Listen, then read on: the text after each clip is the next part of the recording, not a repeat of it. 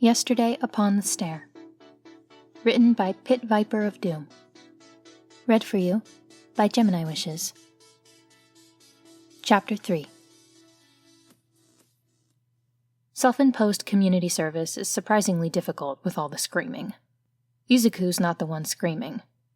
Well, he does yell a little, like when he barks his shin on the corner of a discarded oven or accidentally drops a microwave oven on his foot. But he's not getting distracted by the sound of his own voice. The first time it happens is on the very first day, and Izuku is so exhausted from waking up at the crack of dawn that he's sure he's just having a vivid auditory hallucination. But no, that's not the case, because the sound of it sends Rei spider-crawling down from her perch on the trash heap, and it makes the ghost woman at All Might's side hover closer and look around in alarm. With the woman's back turned, Rei tugs on his hand and points. He follows the direction of her finger, bleary-eyed, but all he sees are rolling hills of garbage. Rolling, screaming hills of garbage. He's already tired and sore from the heavy lifting he's done since he got started. But now there's a buzzing in his nerves. It's not fear, not yet, but it's a quietly relentless, anxious energy. It's a lot like fight or flight, but he can't yet tell whether he wants to fight or flee more. All he knows is he doesn't want to stay still. He wants to do something, anything to make the screaming stop.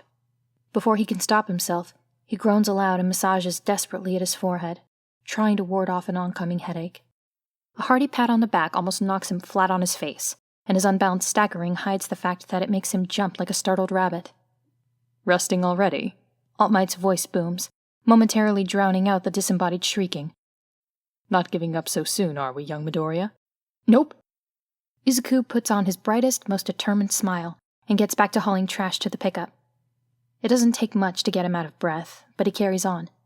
As he does so, he tilts his head this way and that, trying to pinpoint where the cries are coming from. His friend keeps close to him, glaring around all the while. Before long, Izuku determines that the voice isn't just screaming. It's crying as well. His nervousness drops a little, but the buzz of restless energy is still there. Izuku pours it into what he's doing. "I don't like this." Izuku shoots a quick glance toward the speaker. Ever since the sludge villain incident, he's seen her hanging close to All Might's side. He has yet to see one without the other.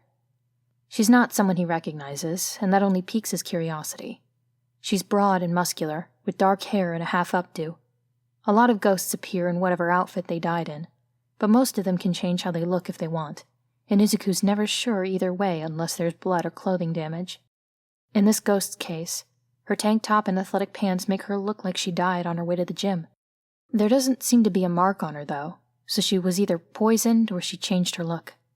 Izuku wonders what her name is. He hasn't spoken to her, not yet. He hasn't seen her without All Might around, and there's no way he's going to risk talking to her when the #1 hero might hear him. If All Might hears him, then he'll ask who he's talking to, and Izuku can't tell him the truth. He absolutely can't. Izuku has his chance. His first and only chance to become a hero. There's no way he's risking it when he's barely even started. All Might doesn't have to know. As he watches from the corner of his eye, the woman aims a swat at the back of All Might's head that goes right through him. "Well, I'm gonna go check that mess out and, hopefully figure out a way to clue you two knuckleheads in on a screaming rage ghost if I need to. Sit tight, Toshi." She vanishes then into thin air. Izuku purses his lips as he stoops and wraps his arm around what looks like the remains of a microwave oven. If it does prove to be dangerous, then he'll have to find a way to warn All Might without revealing too much. Can he make up some excuse for them to leave, without making All Might think he isn't serious about this? Before he can think further on the subject, the haunting voice is joined by a second, and that's when the eerie wails turn into what sounds like the ghostly shrieking equivalent of the noises cats make when they fight in an alleyway. Izuku certainly isn't expecting it, because that's when he drops the microwave oven on his own foot and adds his own high-pitched yelp to the din. Thanks to disuse and decay, it's only about half a microwave oven by now, so Izuku avoids a broken foot. He can't quite dodge All Might's attention, though. "Ha! Whoops!" Gingerly he pulls his foot out from under the broken appliance. "Silly me, Butterfingers. No harm done, don't worry about it. I can just pick it back up." He does so, still chunnering to himself with the faint hope that All Might will brush this off. "Yep, still going. No problem. Off to the truck." Except there's a very good chance that All Might's ghost friend is tangling with an unhappy poltergeist at the moment, and Izuku has no way of escaping his attention long enough to defuse the situation. He loads the broken microwave oven and almost bumps into Rei.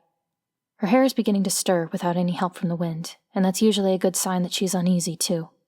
Izuku chews his lip and dawdles over choosing the next piece of trash to grab. The woman must be someone All Might knows. She doesn't look enough like him to be a relative. Maybe a friend? A girlfriend? Did All Might ever even have a girlfriend? He certainly has a lot of female fans. He's getting off track. The point is, if she's spending her afterlife following him around, then there was some kind of bond. There had to be. Rei's different. If it weren't for the fact that he could see her and hear her and talk to her, Izuku doubts she would have given him a second thought. But if this woman is important to All Might...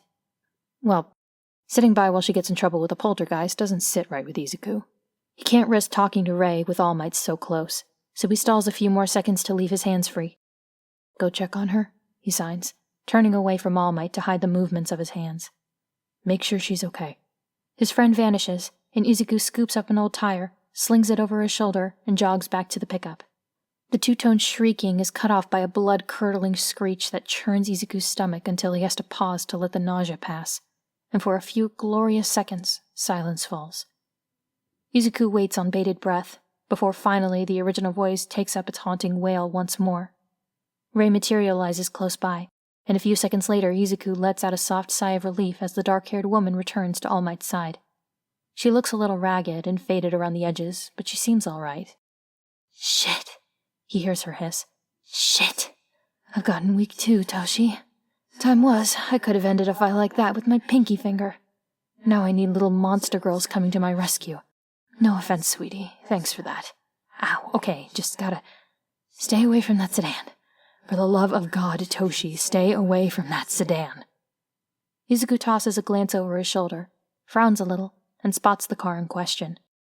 It's just as battered and disused as everything else in this shoreline junkyard, bent and warped out of shape.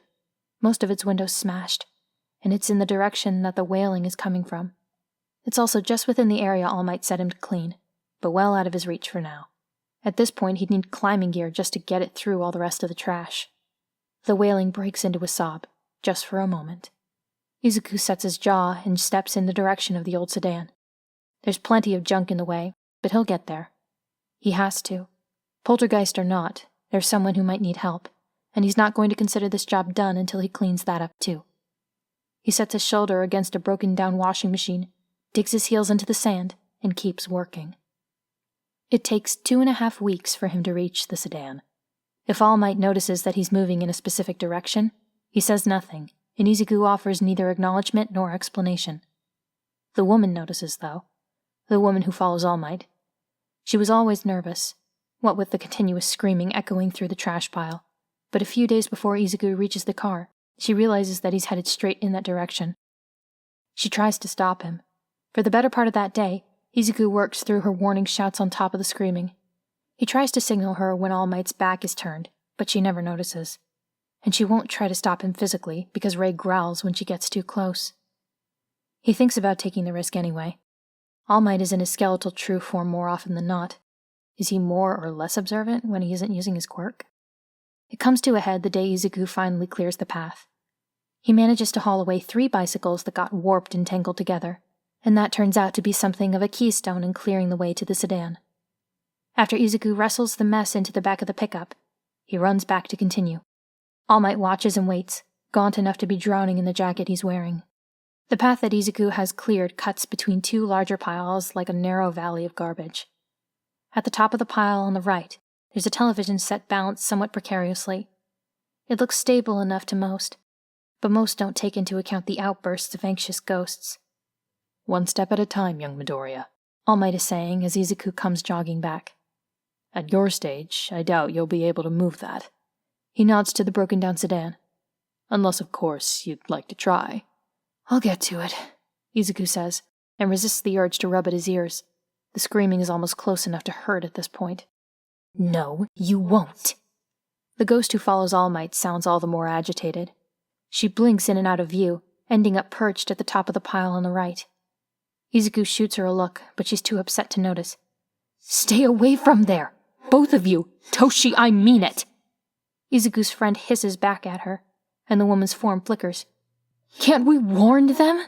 she yells back. The force of her frustration rattles Izuku, and she bumps against the television set. All Might takes a step closer to the pile. Izuku doesn't even think about it. His hand shoots out, blocking All Might from taking a step further. At that moment, the television teeters over, falls, and hits the sand just a few feet in front of them. "Shit!" Izuku hears the ghost woman hiss, before Ray spider crawls up the pile to shriek her fury right in the woman's face. Wordlessly he crouches, lifts up the television, and staggers back to the pickup beneath its weight, while the woman's frantic apologies mingle with his friend's furious shrieks and growls.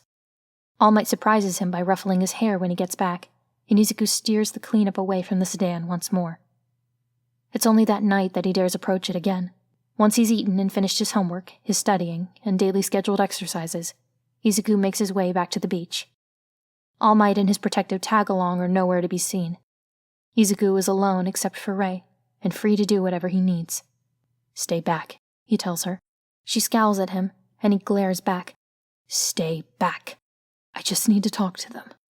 Sand crunches beneath his shoes as he meanders his way through the garbage.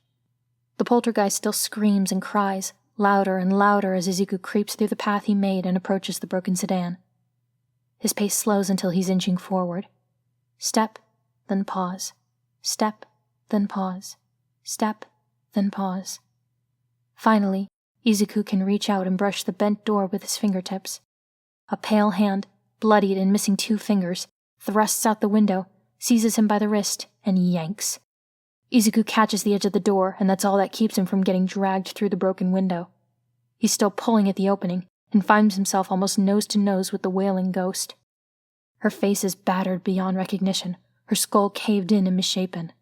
Shards from the broken windshield protrude from her throat, and her scream bubbles wetly. Her other hand, mangled and half gone, grasps uselessly at his throat. Terror rushes him, and for a split second Izuku drowns in it. It fills his chest and moves outward, buzzing just beneath his skin, filling his head like cotton. Izuku breathes in, breathes out, and continues to do so as he waits for the fear to ebb and recede. Dimly, he can still hear the waves lapping at the beach, and he focuses on that sound. The terror washes over him the way the waves wash over the sand, and roils in his stomach for a few seconds before it finally filters out again, leaving him shaky but clear-headed. His friend is staying back, technically, but he feels her clutching at his jacket sleeve and hears her soft, high-pitched warning snarl. He coughs, swallows the lump in his throat, and shifts his weight in the sand. "Good evening. My name's Midoriya. What's yours?" "I lost it!" His ears burn when she wails so close to him. "I lost it! I just lost it! I need to find it before it's too late!" "I'm sorry," Izuku answers. "What did you lose?" "He'll cut the brakes!" The poltergeist sobs as blood trickles from her eyes and nose and spills freely from her mouth. "I lost the ring and he doesn't believe me. I was just hiding. Here. I hid here. He wouldn't look for me here.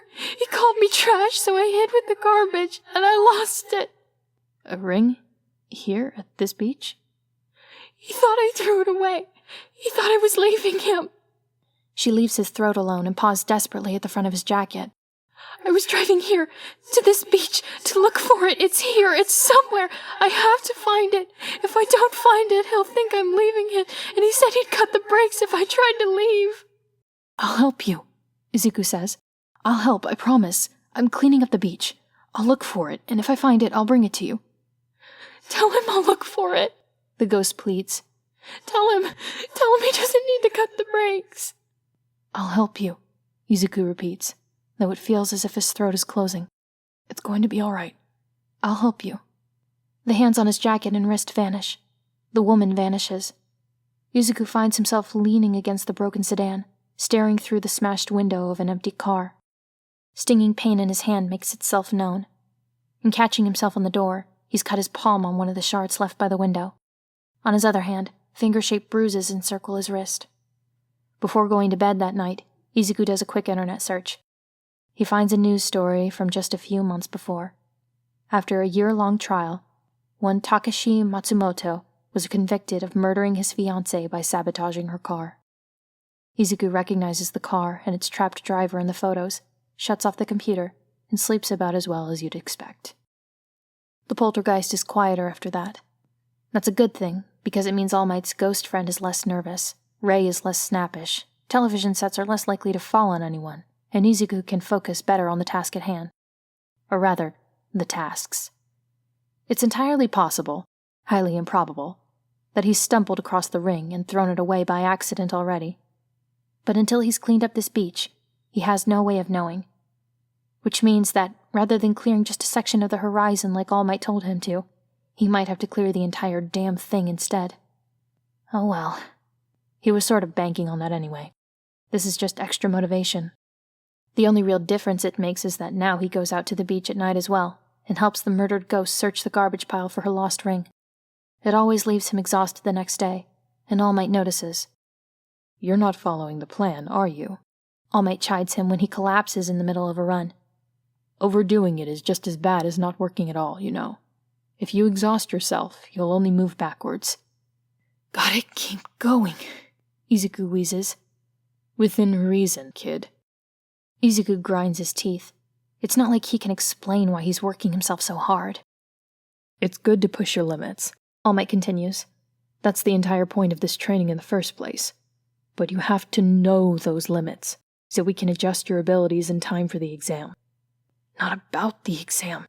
Izuku tries to pick himself back up. He really does. I'm not... I just have to be stronger so I can... Save people. Save as many people as I can. Stop murderers so people don't have to worry about cut brake lines and lost rings. Stop supervillains so that people can go home and feed their pets instead of dying in hospitals. Make a world where there are less ghosts for me to talk to. He says none of that. What he does say is, I have to be stronger. As strong as the strongest hero. He raises his head and meets All Might's eyes, willing him to understand, but not understand too much. A moment later, All Might is activating his quirk and scooping him right off the ground like a tired cat. You really are obsessive. There's laughter in his voice. But I can't say I don't approve. Still, impatience with your training won't help anyone, least of all you. Not to worry, though. This old man will revise the plan for you. Toshi, don't give me that shit, the ghost woman yells. Hold my ass. In spite of everything, Izuku laughs so hard he almost pukes. Bit by bit, the beach horizon clears. Trash and junk and litter give way to the white sand beneath, and for every heavy bag of garbage and broken appliance Izuku hauls away, the next gets lighter.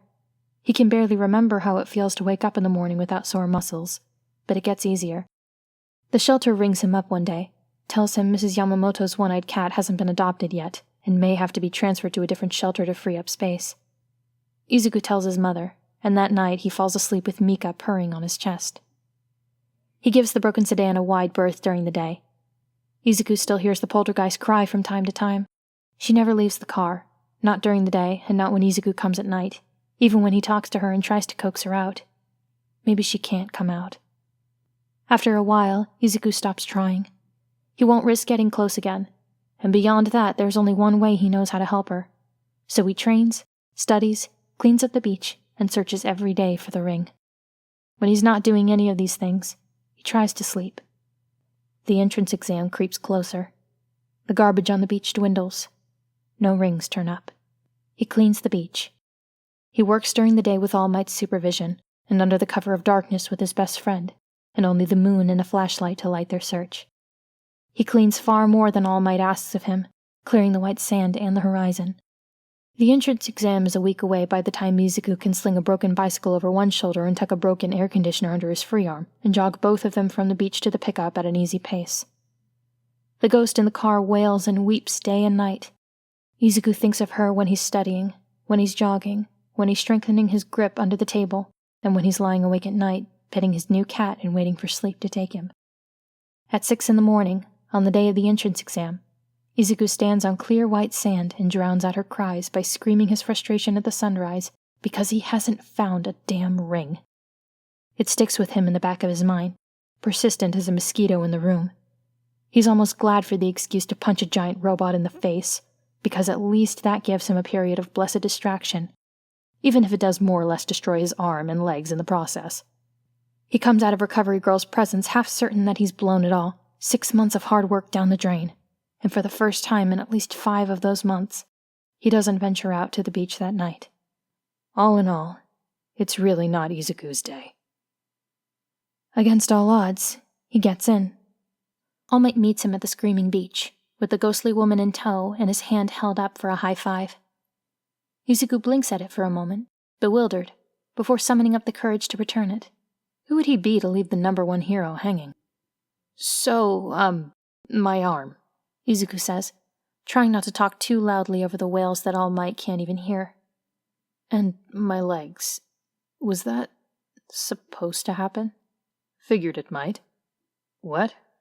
All Might's ghost friend heaves a sigh. You could have at least warned him, Toshi. It can't be helped, All Might goes on. You're strong enough to be a vessel, but you're still a raw beginner at using it. Which you could have warned him about, Toshi, his ghost grouses at him.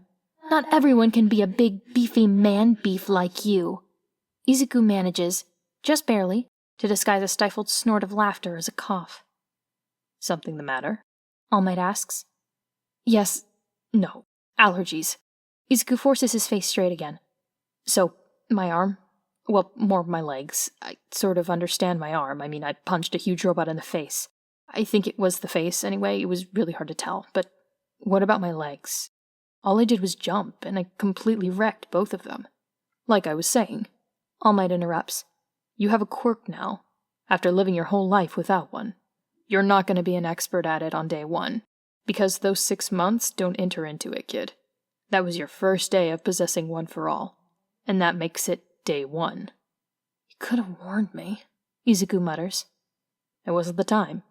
Besides, it worked out, didn't it? All Might jabs him lightly in the chest, making Izuku look him in the eye. Remember what you told me about being stronger? Well, you were right. You do have to be stronger. You're going to have to work harder than any of the other students. They've been living with extra limbs and laser vision and what have you all their lives. Your first hurdle's behind you, but you still got a long way to go. He bends a little so that they're eye to eye. And I promise you, I will help you get there. Understand? There's a swelling feeling in his chest as Izuku nods vigorously. Ray jostles his arm excitedly, and he tries not to let his shaking show. And on that note, All Might continues, reaching into his pocket. There's something I wanted to show you. I wanted to show you earlier, but, well, look. Izuku steps closer, and All Might holds up a pair of photographs. They're both pictures of Izuku, a before and after comparison to show off his progress. In one, he's the skinny kid he remembers being. In the other, taken the morning that he finished cleaning the beach, he's filled out his own frame, replaced scrawny arms with defined musculature. In both, his pupils are glinting red from the flash. I was considering fixing that, All Might says sheepishly. But I'm not the best with technology, I'm afraid. It's fine, Izuku assures him. That kind of always happens, actually. My mom says it's a nightmare trying to get my picture taken. Well, if it can't be helped. Not the point, in any case. Your progress speaks for itself. All Might pauses to look him carefully in the eye. Remember, you got to this point through your own hard work. It's going to take more hard work to keep you moving forward from here. The stronger you become, the better handle you'll have on One for All. It will take work, and it will take time. But for now, you've earned a break. Enjoy it while it lasts, and keep your strength up. You're a UA student now, and they don't let up for beginners. I won't let you down, Izuku blurts. Good. They're about to leave. The moon is high and bright, and Izuku buzzes with eager energy and glowing pride. And if it weren't for those 2 things, it may not have happened. It's a chance in a million, really.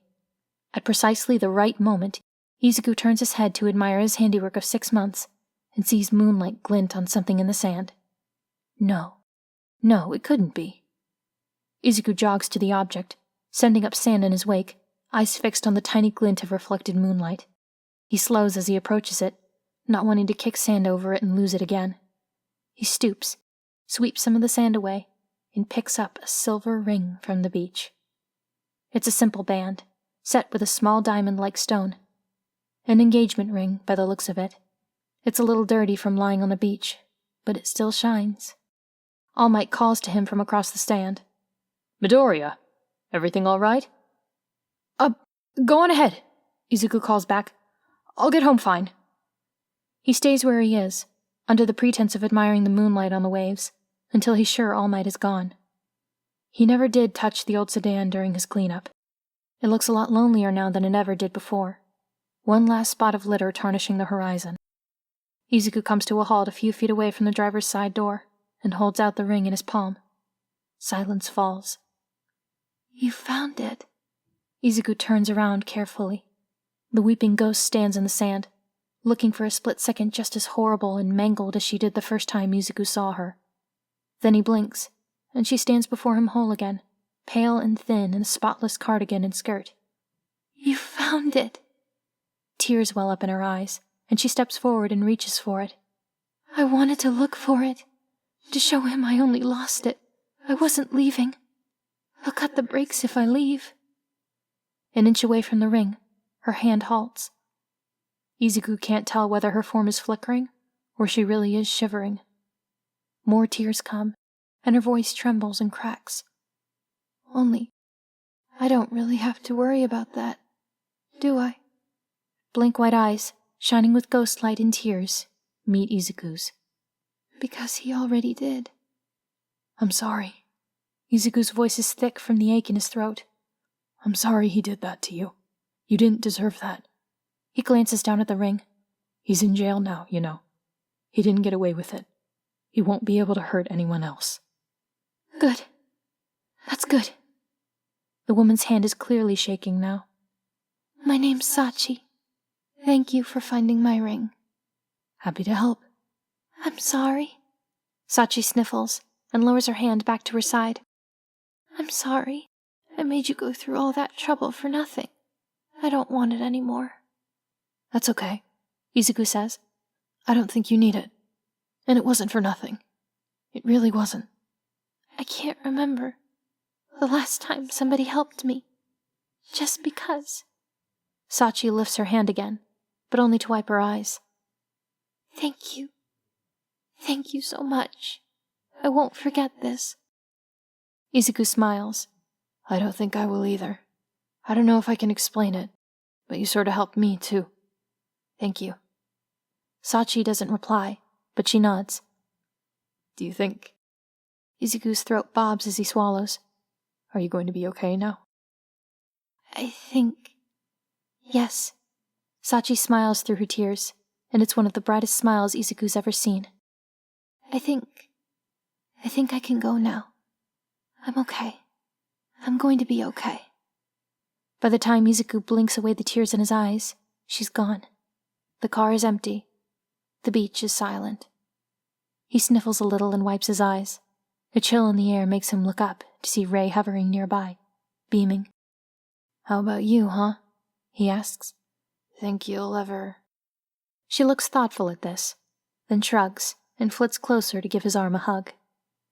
Well, okay, Izuku says, if you're sure.